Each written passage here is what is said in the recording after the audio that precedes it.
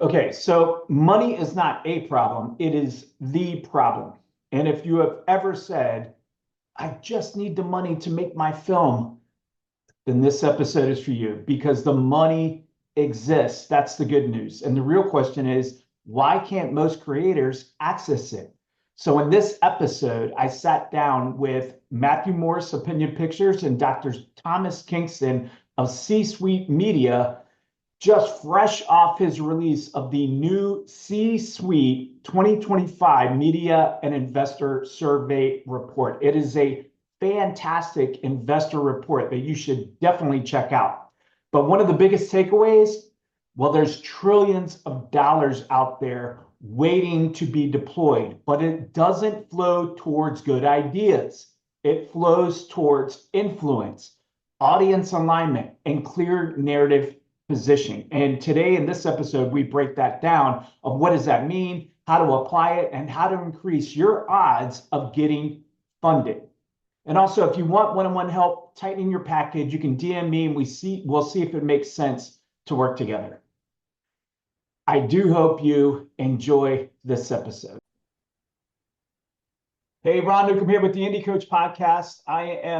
We are doing something super unique, at least for all three of us, that I wanted to set the stage and then pull you into a conversation we've been having over email, and then even the last 10 minutes talking about some awesome epic stuff in the area of filmmaking, financing, and what's going on. So we also have Matt Morris of Pinyon Pictures and his podcast. I wouldn't do that if I were you. We are co-hosting this particular episode with the Indie Coach Podcast. And I'll tell you why. Matt's podcast on my show was definitely the highest viewed, and it was all around film financing through the lens of the filmmaker. And then secondarily, we have Thomas Kingston with the Media C-Suite. And as the name states, this is really kind of seen at the C-suite level of things, a little bit higher up. We were just talking the delineation, in fact, between kind of filmmaker and producer. And so he also has put together a lot of elements around film financing. And I thought it would be a fantastic conversation to pull the three of us together, because we've had outside conversations that were just as intriguing around this concept of money is not a problem, it is the problem. It's the number one pain point us storytellers are trying to solve. And what I like about both of these gentlemen is a lot of times you only hear the hardship, the pain point, and there's no breadcrumbs or trail to kind of get there. There's just pessimism and the sky's falling, as we all, at least in this date and time, look at Warner's and Netflix and Paramount and that situation going on. But I wanted to have these gentlemen on again to kind of talk about this topic jointly, and I think it'd be extreme benefit to you, the listener, our filmmakers out there. But to set the stage first, I would love for Thomas to be able to talk about this epic report he just came out with. You hear about these kind of white papers that are done and these reports behind the scenes of the industry, because I think you can't just go on thoughts, hypotheses. You have to have data, and we all know follow the money. And Media C-Suite has done an excellent job with doing just that. They did this fantastic report that I was able to get my hands on. And everybody in the industry that really wants this to be a profession, you really need to check this report out. But Thomas, set us up a little bit of kind of, what was the lay of the land? Why did you do that? And what were maybe some gold nuggets that you kind of came out of that report? Well, I think what you're talking about is the 2025 Media Investor Survey Report. Yeah. This is a report of this year's 98 professional investors that focus on investing into the media and entertainment industry. So this is a sample of professional investors in this survey who range from high net worth individuals, there were a few, to family offices, which was a surprise growth category this year, to very large funds. Some of them are specialist funds, such as investors in sport, and even a few sovereign wealth funds, which is sort of the area that I grew out of in private equity. I grew from that area into this. And so we surveyed little bit more than 98 of them, quite a few more. But we chose 98 that agreed to release the data. And so I wish it was 100. It would have been a little bit more, you know, Round number. square. Yeah. But we Right. have 98 investors, which is a pretty good sample. Last year we had 48 investors, so it was more than, yeah, Doubling. Yeah. just more than double. Yeah. So out of that, we took a lot of quantitative data. We also dove into a lot of issues, and so there's qualitative data that gives that quantitative data a lot of color. And so in this report, we were able to really talk about why these professional investors are interested in media and entertainment, where they're looking, what they're seeing, what they're not seeing, where their issues are, where their anxieties are, and what they're going to do about it over the next 5 years. And when we look at that data, it's fairly optimistic data, and that jives with a lot of our other more anecdotal data evidence that we collect in conversations that there's a lot of money out there. Mhm. And in Right. fact, when we look at the numbers, you look across private capital markets, there's more money ready for investment across the global economy than there has ever been. And a lot of that money, a lot of those investors are looking at the media and entertainment industry more than they ever have. 5, 10 years ago, a lot of them wouldn't have looked at the media and entertainment industry at all. But now they see something that is becoming much more coherent as a core industrial sector. Mhm. It's still not recognized by economists and other financial analysts as a core economic sector, which gives it a certain degree of hidden value. And so investors understand that, and they're going into this industry both for its financial returns. This is a $3+ trillion a year industry in terms of revenues. So thinking about that in context, that's 4.5 times the top 100 arms manufacturers combined. So you Wow. take Yeah. that, I think that's 600 and something billion when you look at the top 100 arms manufacturers, including military services companies, and our industry is 4.5 times that size. Wow. So it puts it into good perspective, into context. And so these professional investors are actually really interested in this industry. What they fail to find are really great opportunities. There should be a lot of really great opportunities, Yeah. and they struggle to find them. Hmm. That Right. places them under a lot of pressure because they make their money by Yeah. making investments. Deployed. Yeah. And Right. these guys get fired if they don't Right. spend the money, but Yeah. they've got to spend the Right. money in a very smart way. Yeah. So, we've got a lot to do in this industry to increase and improve the way in which we present and articulate the opportunities that we know are there in the industry. Right. Right. And I do think that that as we were talking off mic before the show started, so this the latest, as I say, palace intrigue between the acquisition of Warner Brothers by Netflix or Paramount. I guess we'll see who wins at the end of the day. I'm not so sure that just throwing money at it will win. Whichever suitor wins the bid, I guess, or wins the company. I don't know that, but it's certainly there's a lot of fear, there's a lot of trepidation, there's a lot of, well, we have five big buyers, now we're going to have four. How does this trickle out into the economy of filmmaking, into the economy of independent filmmakers? How does this affect decisions in terms of how we raise money? Where does that money come from? How is it deployed? We've talked, Thomas and Ron, before about, well, what's the best strategy to raise money for film? Is it one singular film, or is it a company with exciting IP and ornaments on the tree already? What does that look like?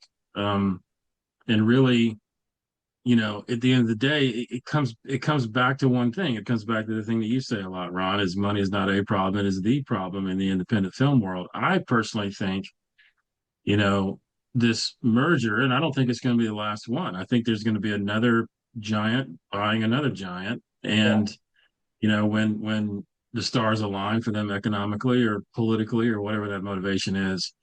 I think that creates an opportunity for, you know, maybe smaller companies to sort of begin to enter the market to service the independent film world.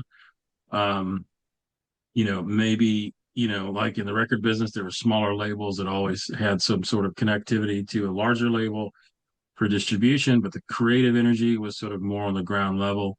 Um, maybe it's that. Maybe it's somebody stepping up and saying, "Hey, I'm going to create a streamer just for independent film." It becomes sort of the vinyl record store of the neighborhood, with that kind Yeah. of energy of, with the incense burning and the posters and the intelligentsia of it. I think of movies like High Fidelity, that sort of record store vibe Yeah. that that prevailed uh, between Cusack and Jack Black, but Yeah. um, I do think it creates opportunity, and I think, Thomas, to your statements there, it's a river of money that's flowing, and these people are mandated to invest in this gigantic business that never stops, that is arguably, um, depression proof or recession proof or whatever. People still want to be entertained, one way or the other. I think I do think Netflix has shifted the way consumers want to consume content. They want it when they want it, where they want it, how they want it. Um, so it's up to us, I think, is on the ground who are still trying to kind of eke out, opportunities to get our films made. Um, there's an opportunity there to begin to recalibrate how that's thought of and how that's looked at.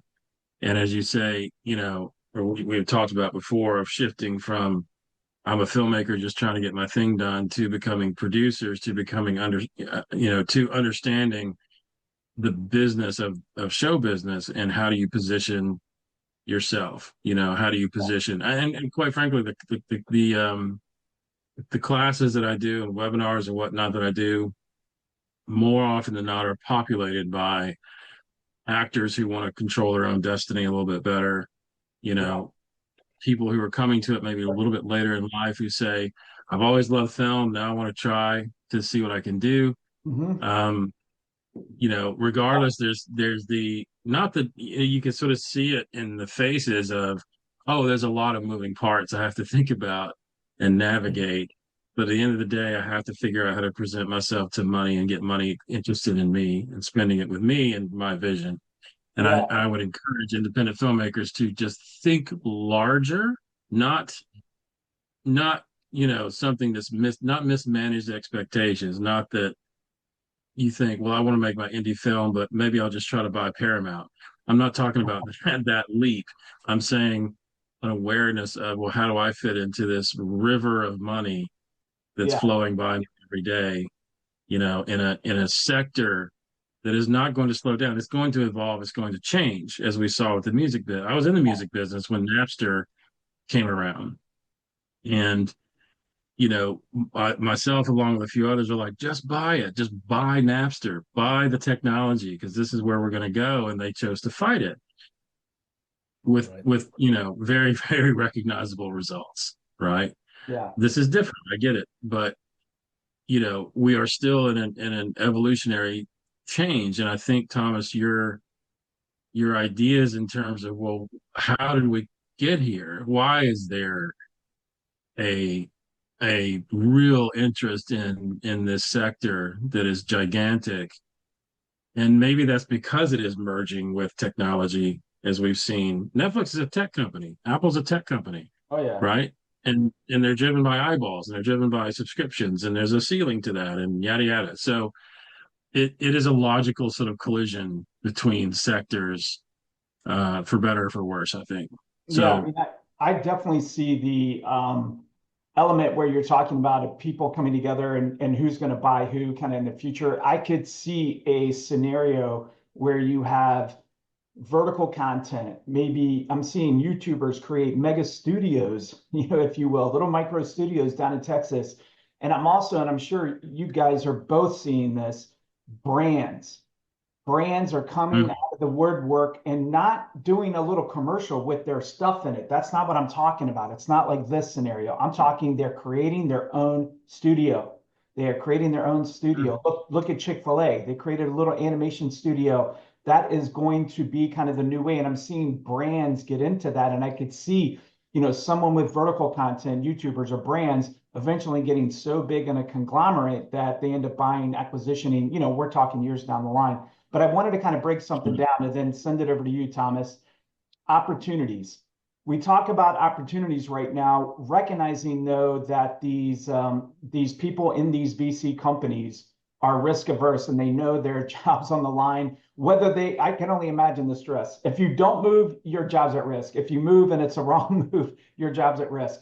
So if you look at kind of from the VC institutional money, I almost call that like top money down. It's not friends, families, fools. It's not like, your local person that can give you 25 grand. These are significant amounts of money. And I want to make sure that the listener who has their small film idea that they want to do a little indie film, are we suggesting that they go to a VC firm and see if they'll back it without any traction or anything like that? And that's an honest question. I don't know, and I would love to get your insight, Thomas. Or as Matt said, should we, and I'm just playing this out, form together like a a group, right? And you'll start to see this more and more where people kind of come together, and I've got three, you've got three, they've got three, and you are creating these real unique opportunities that feels like a company, not feels like because to Matt's point, Netflix is a tech media company. That's what they are. They're not a film company. They do that as their widget. They're in the eyeballs capturing business, and that's what we should be thinking. So I'm very curious to hear your thoughts, Thomas, on opportunities, recognizing that the VCs are risk averse. They have a top-down approach, but here I am, the small filmmaker. I'm listening to this. Am I thinking, man, I should go pitch my local VC? What are your kind of thoughts there, Thomas? Well, we have to unpack a lot from what you just said, both you and Matthew. Look, Netflix. Let's start. Yeah. With the most recent statement. Netflix is a technology company. Okay. Yes, it probably could have been called a technology company some time ago. And it certainly had all the necessary characteristics and certainly had the internal culture and leadership of a tech company. They moved fast. But they are definitely an entertainment company, a media company. They are definitely a company that understands film production and television production, and they definitely understand audience dynamics. So they're more than a technology company. I think they're a technology company that became a media company that is now a studio. And I don't think you can really think of Netflix today and not include it in the media majors, if you will, as one of studio-esque companies. When you think of studios, studios are in the distribution business. They're in the business of standing in between creatives and the audience. They're the middlemen that make a lot of money. Our industry generated 2025. So it will generate an estimated $3.065 trillion in 2025. Oh. Right. Now, that's a lot of money. That makes this industry, if you were to think of this industry as a core industrial sector, that makes us the seventh largest industry in the world by revenues. Wow. Right. That would make us also the seventh largest nation by GDP. Wow. Right. We are a coherent industry defined by the attention economy. So working top down, when you think about money and why they invest because they want to put capital into a business or an asset that 5 years from now will be worth more than what they put into it. Now, is that Netflix today? Absolutely not. Netflix has already made an agreed offer to acquire Warner Brothers. And the amount of debt that it's going into is at record highs across the entire industrial world. So when you look at publicly listed companies, that debt is monstrous debt. Does it make sense from an economic point of view, from a share price point of view, from an investor's point of view? Absolutely makes no sense whatsoever. You take a look at the hostile takeover bid to the shareholders of Warner Brothers from Paramount, $109 billion. A lot of that is debt. And Yeah. that's debt that cannot be repaid. I mean, it will take them 25 years to even come close to repaying that kind of debt. So these are not financial transactions. These are market cornering transactions. Oh, And interesting. there's a reason why they want to do that, Okay. right? Big private equity wants to invest in long-term capital stability, Okay. right? Yes, they want growth in equity prices. They want to be able to sell higher than they bought, but they tend to go in at such large volumes that it doesn't have to go up that much for that to be a lot of money. Venture capital, the VC guys that you were talking about earlier, they're not in the same business. They have a different investment strategy. They do take risks. They take a lot more risks than private equity investors do. So a VC group will go into 25 companies happily, hoping that one of them does really well. Private equity will go into 5 companies. All 5 of those companies have to do well. Right. Yeah. That's the big difference between venture capital and private equity. Right. So when you're talking about independent film producers, a lot has changed. Technology has opened access to the audience in a way that bypasses traditional legacy distribution systems. So that allows direct-to-consumer access that never existed before. 5 years ago, it was just becoming a thing. This is what's allowed the creator economy to boom. It's what has allowed YouTube to become by far bigger than any other television Right. television Right. producer, television channel. And so, the money is looking for how does that translate? Where are those opportunities where somebody who is really good at making content can also be really good at delivering that content to audiences? Because if you have both sides of that equation, you're making the lion's share of that $3 trillion. Right. Yeah. Right. And that's where venture capital investors are really on the lookout for. That's what they're on the lookout for. They're standing around waiting to see who's doing that. Private equity is also waiting around to see who's doing that. Because once venture capital gets involved, and venture capital does 2 things really, really well. Venture capital investors, especially coming out of California and Silicon Valley with all of their experience with tech companies, they know how corporate structuring matters. They know how management matters. They understand how capital strategy matters in building the value of a business, right? And that's essential. Most creatives don't care or know anything about corporate strategy, capital strategy. Most of them Yeah. don't understand commercial strategy. And that's Right. the disconnect that has to be fixed in this industry. A filmmaker who decides that they want to stop being a service provider, even if they created the IP, even if the script was written by them and it's novel and new and just blows everybody away, as long as the only money they're making is from producer fees or director fees out of the budget, and they've sold off all the rights to a distribution company, they're just a service provider. And that's not what investors want to invest into. Investors Right. want to put money into a company that holds on to those rights and finds a way to monetize an audience. The distribution companies have already figured that out. Now it's time Right. for the filmmakers to do that.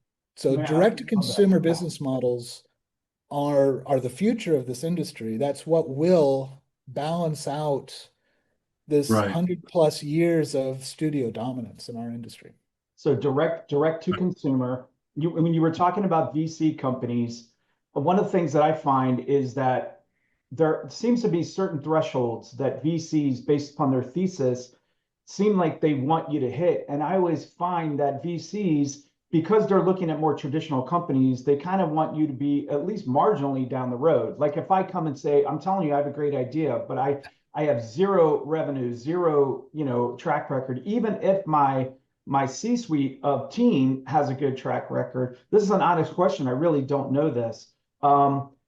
Is that a non-starter with VCs? I know VCs do have certain stages, like we're pre-seed with this or that, but every VC, it seems that I've talked to, they all want me to be a little further down the road. Now, maybe that's because I'm not stacking my C-suite team good enough, and I don't know if that's the case. And then I do want to come back to, I love what you just said, and man, you got my brain thinking big time. The direct to consumer, create, if you create and you distribute, and then you hold IP to monetize the audience. Holy cow, my brain is like in overdrive, Thomas. So Well, Yeah. that's the central feature of a business in this industry. So a production company that accumulates a development catalog, whether they're buying scripts or rights to a book, or they're generating them themselves, having a catalog of IP that can be developed into successful commercial content projects. That's the gold mine. That's a gold mine where the gold is still in the ground, right? Being able to produce that into a successful income generating commercial content project. That's the process of mining and smelting and producing the gold for sale. If you've got both of those, or let's say all three, the gold mine, the miners, and the producers, you've got everything you need, and that's everything that this entire industry has been built around. So if you've got a production company that runs like a production company is supposed to, let me say that in a slightly different way. The way most professional investors understand that a production company should be run, there you go. right? Then there's an avalanche of cash waiting to invest in your company Holy cow. because that's what they want to invest in. There's a reason why Reese Witherspoon's company sold Yes. for almost $1 billion. Exactly. Yes. That she had a Super smart. proven development catalog. Yep. She had income producing IP rights Yep. generated from that development catalog. Yep. And those two things are like an engine for generating money. All you needed was access to an audience, and that's the one that she didn't have. And that was her thing that she brought in. I'm sure your mind is blown Right. a bit, Matt. What do you got, man? What do you think? Well, yeah, I mean, it is interesting in that kind of context, and you pose a good question of what is good enough, what is exciting enough for any type of backer to back your project or you or your company or whatever endeavor you're trying to do. I think, and you said something earlier, Thomas, about the size of YouTube. YouTube is the biggest streamer on the planet by leaps and bounds. Whatever Netflix pays for Warner Brothers and whatever they really want out of that deal, which I have opinions on what they actually want to buy. But it is a valid conversation to say, well, is that the elephant in the room? Is that the total democratization of content creation and delivery and ownership? And what does that mean in terms of organization? There's the rub to me in that I can go create this sort of personality on YouTube and I can have this very, very viewed show like a Mr. Beast that sort of turns into this sort of studio output type thing, right? If he goes away, all that probably goes away, right? So you have a very key component there. What happens if he decides tomorrow, I don't want to do this anymore? What happens if, a studio or conglomerate comes in and says, we're going to buy you and, whatever? I don't, I do think that if you are a content creator and your intention is to think of yourself as a business or think of yourself as a sort of mini sort of autonomous, nation, per se, in the media landscape and how to monetize that and what that turns into, maybe the central answer is not centralized enough in terms of But what I create on a daily basis, what consumers want to see me do on a daily basis, is very specific to what I do. So could I cast, again, this is a conversation we have a lot. Can I cast an influencer in a film and have it have the results that we want? The evidence suggests no. The evidence suggests that I could have them around my film or even play a part in my film, but the value is in the promotion of it, not in the performance. And we can debate that. It's a whole episode Oh, we could get into. 100%. But No, look, you I know, agree with what you've just said. I mean, this is an industry. When you look at this industry as a whole, this industry is unique in that it generates its revenues based upon influence that it generates within its customer base, the right, audience, right? right, No other industry generates revenue from influence. All other industries generate revenue from sales and then acquire influence as a result of revenue streams. right. Only Absolutely. our industry generates revenue only once influence. And when I say influence is acquired, I'm talking about audience resonance. So what you're talking about here is the power of narrative that our industry has. Mhm. No other industry has the power of narrative. Any other industry that wants to get a message across has to go through our industry to do that, 100%. right? Yeah. Yeah, So 100%. a filmmaker, a company, an IP rights holder that is able to tell stories that resonate with audiences and then manage that audience resonance can generate revenue from the audience. Right, And then on top of that, they can generate revenue from brands and advertisers. And in fact, those right, are the two primary, if not the only revenue streams for our industry. So when we talk about $3 trillion, $1 trillion of that is advertising spend every year, right, Hmm. into our industry. right, But advertisers only want to give money to a channel, a filmmaker, a storyteller that has an audience, and right, that audience has to be an audience at scale, right? That's relevant right, to that advertiser. So the audience comes first, no matter what, right? The right. studios figured that out a long time ago. They have control over the audience. Their marketing ability, as long as they've maintained this separation between creatives and audiences, they're making money.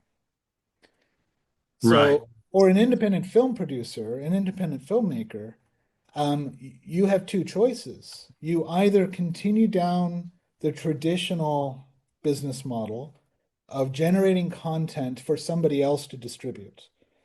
And in that model, you're a service provider. You likely will not continue to own that IP. Or you develop an audience for your IP, for your stories, and then you've got the best of both worlds. And also a much stronger bargaining position when you do want to negotiate with a distributor. Yeah, 100%. I mean, I think that the challenging thing for me, and look, I agree, the creator economy is a thing that is still, I think, undefined in terms of infrastructure, in terms of investment, in terms of what are we actually owning if we invest into an influencer who has a successful channel on YouTube. It's a little bit like investing into, I don't know the right analogy of a sound wave. It sort of comes and it goes, right? It's like the news business or the daily sort of a daily show type thing, which is great and relevant that day, but the next day is not, right? So it's not sustainable, ownable IP other than the show itself, the personalities itself, and the advertising power it has, right? So the monetary value of a Mr. Beast is it in the content or is it in just the viewership and consistent viewership that's monetized? And I'm not dogging it at all. I'm saying that's great. That's something that does and can have power if he chooses to, to perpetuate his company into multiple directions, and that sort of begins to attract a backer or investor of, okay, you're the personality, you're not just, on doing your thing every day, whatever you do. Maybe I might have the largest collection of cat videos on YouTube and I've got millions and millions of viewers. There's advertising power in that, yes. But then do I take that money and begin to expand into an investment into pet products or et Right. cetera, et cetera, et cetera? Then I become something interesting to a VC person, I'm assuming, right?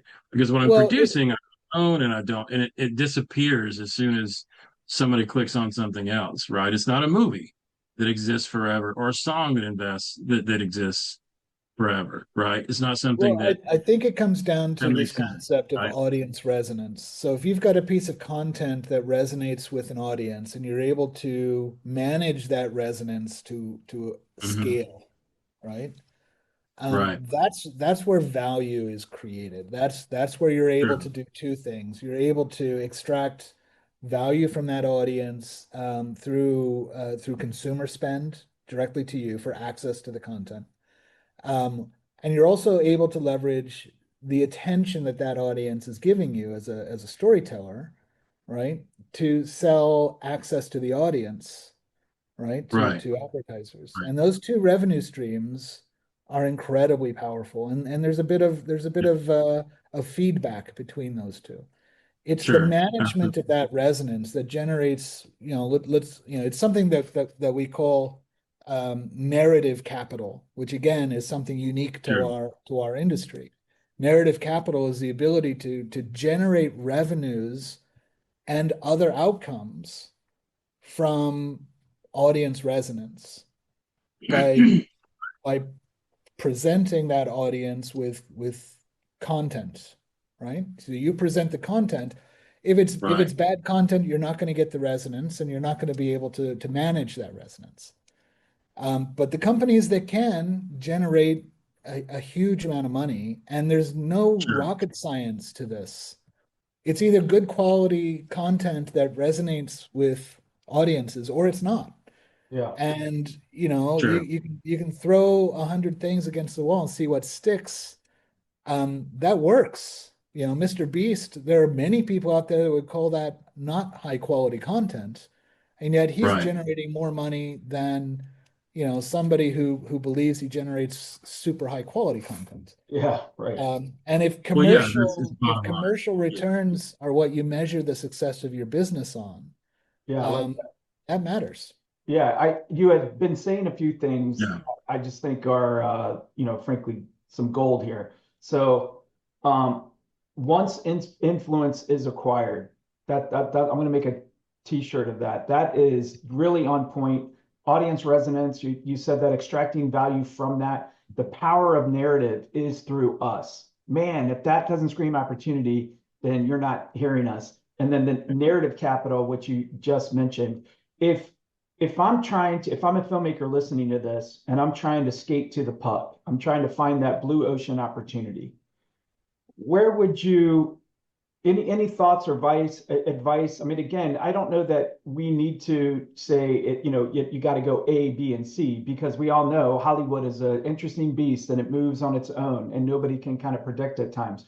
But what breadcrumbs would you say, like, you got to at least have these things? Do you have any insights on kind of skating to the puck? Where should I be looking?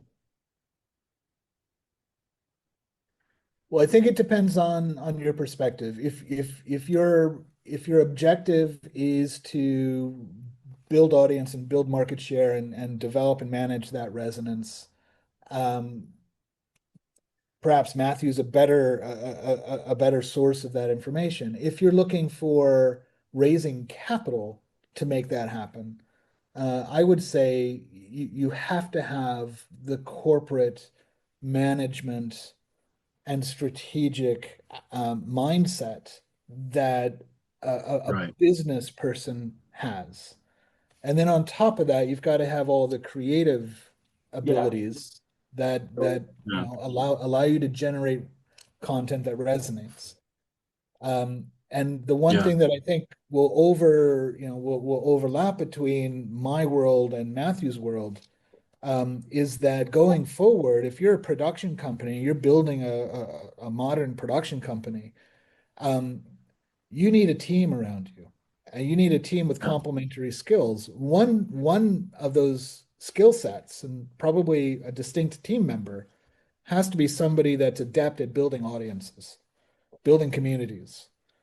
And if you don't have that, you're missing somebody who's as important as a CFO or a CEO.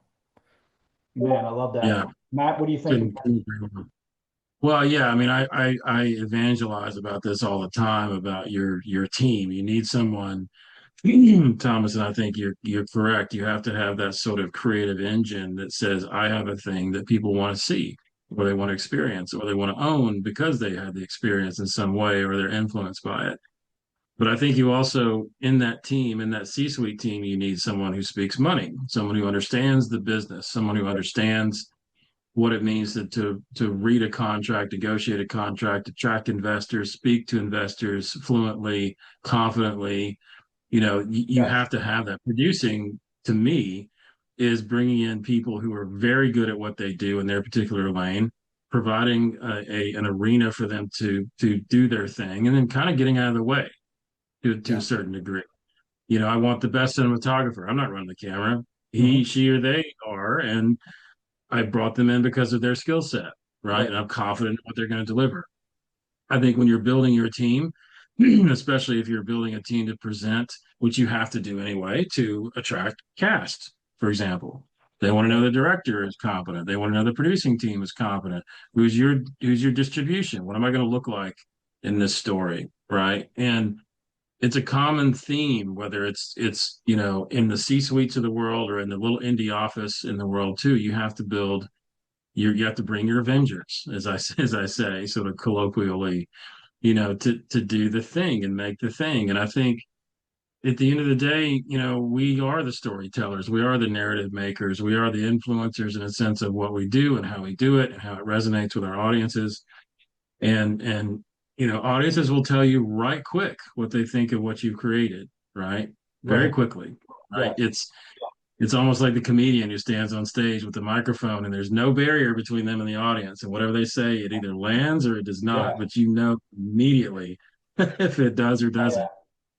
Right. Yeah. And yeah, so I think it's, we could probably talk for hours and hours and hours in many different directions. And, I think at the end of the day, it is a combination of, as I say all the time, know the business that you're in, at least try to have some sort of semblance of understanding of what you're asking someone for and how that plays into the larger river of things moving by you rapidly, and be prepared and be, well-oiled machine. Yes, be flexible, be, aware of what questions you're going to get asked and what scenarios you're going to have to sort of be responsible for. I think Thomas's vision and view is a great example of what it's like to stand in front of someone and ask for money, right?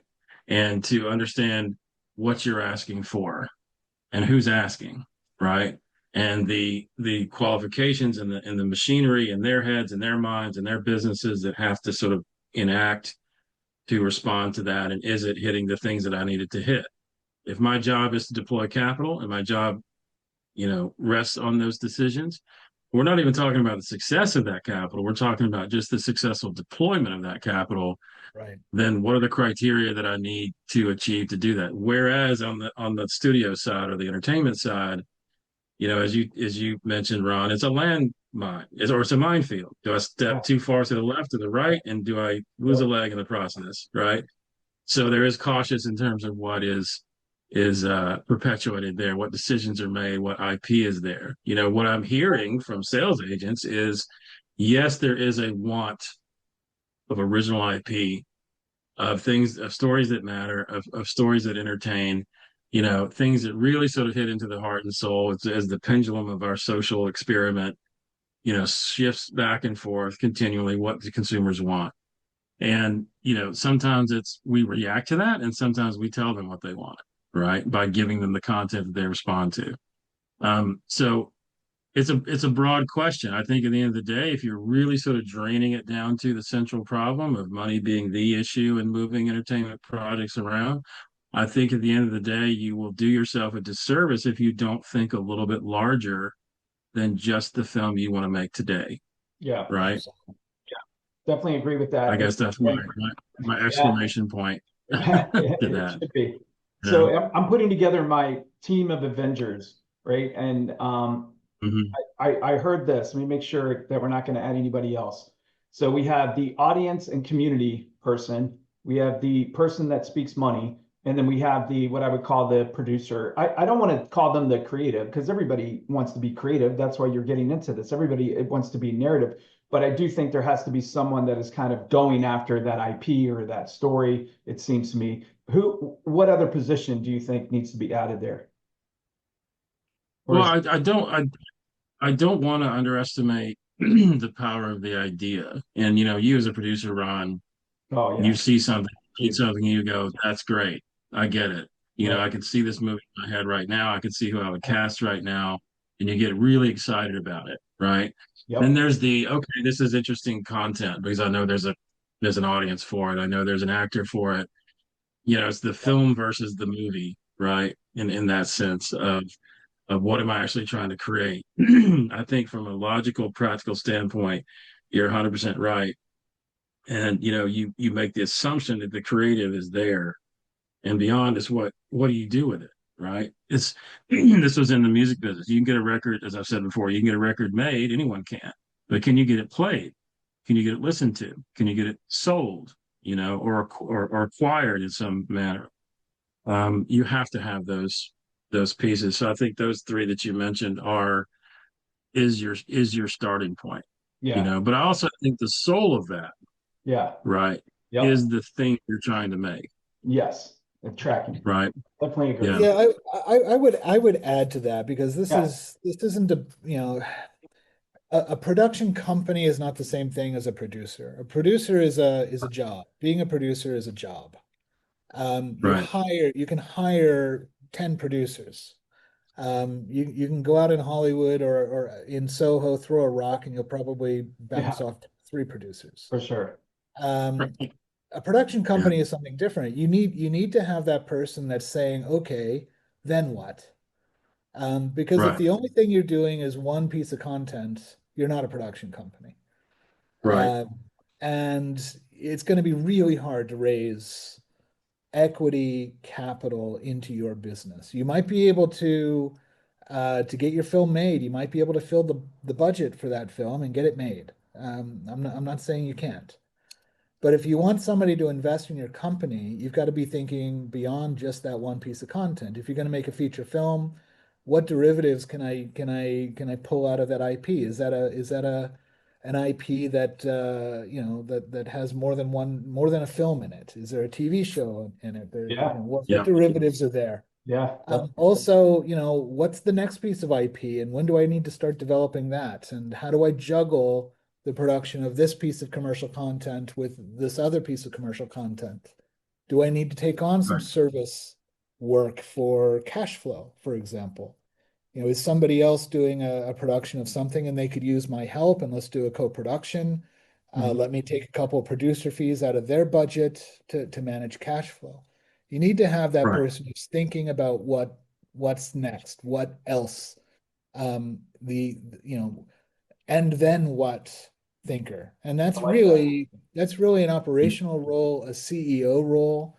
Whereas the person who's focused on getting that particular piece of, that particular script produced into a feature length motion picture, let them focus on that, and make sure that you've got the right person focusing on that. Hmm. But that person probably, while they're doing that, is not running the company. Yeah. Yeah. Got Right. it. Tracking. Yeah, Awesome. exactly.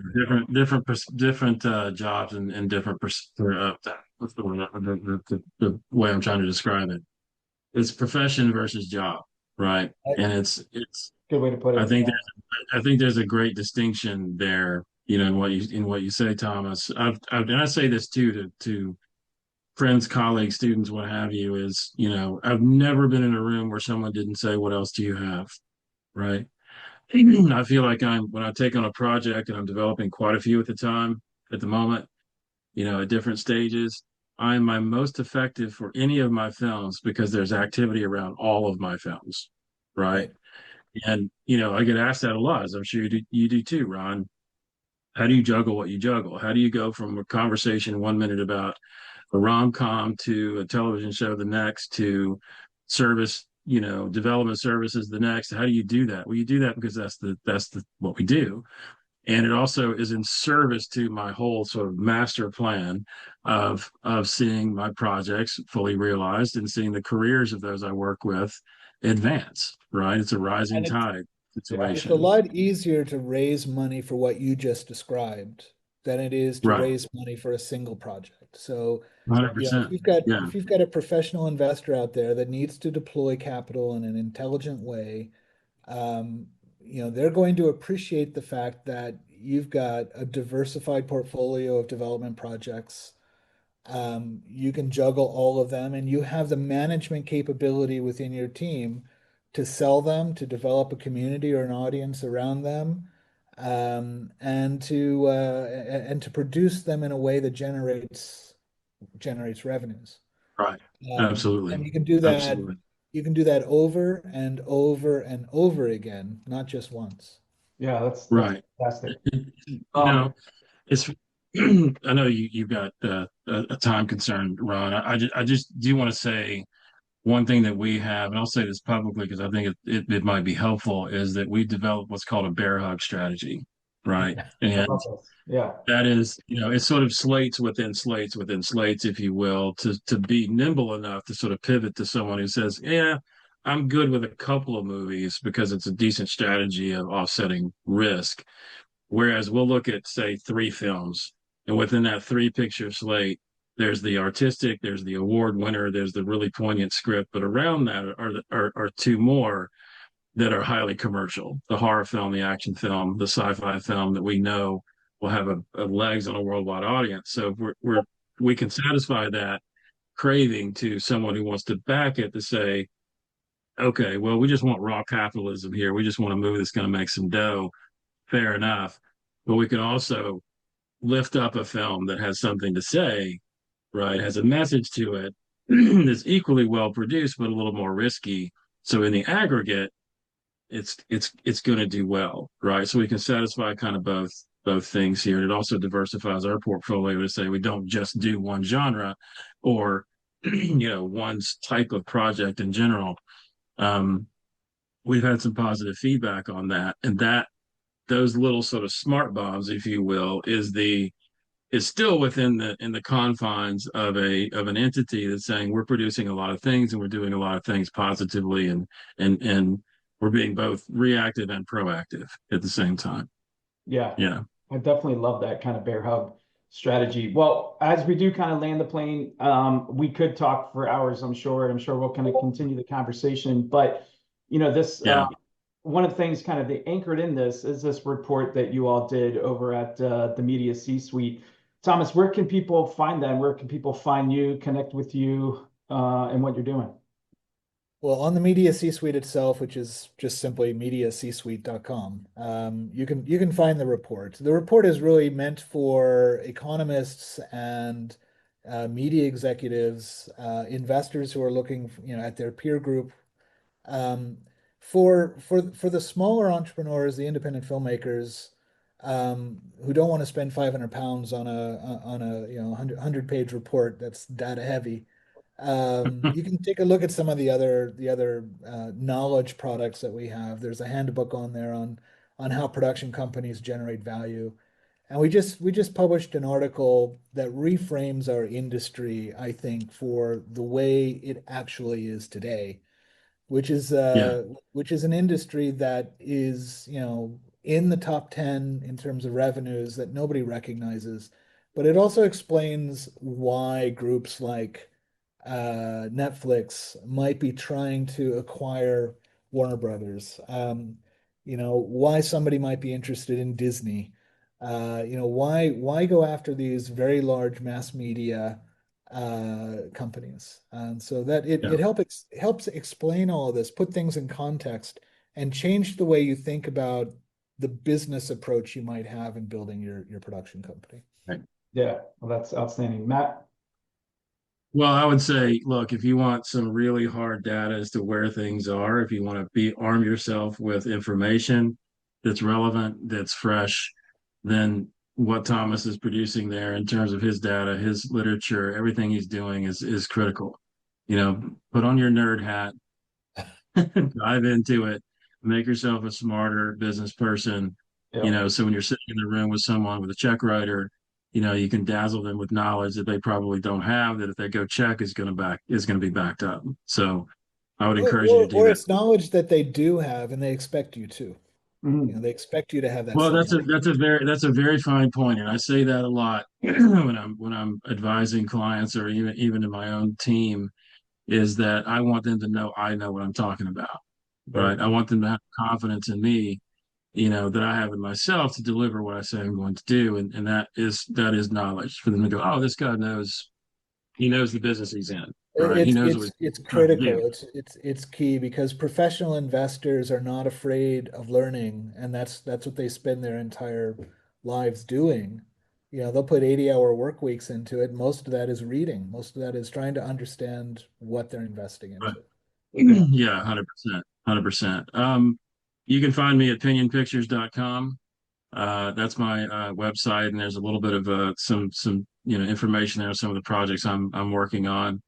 I have a podcast, as Rod had mentioned, called "I Wouldn't Do That If I Were You," which is available where all fine podcasts are located, Apple, Spotify, and what have you. And we're pretty reachable, pretty accessible. Happy to talk with anyone and help them as much as we can.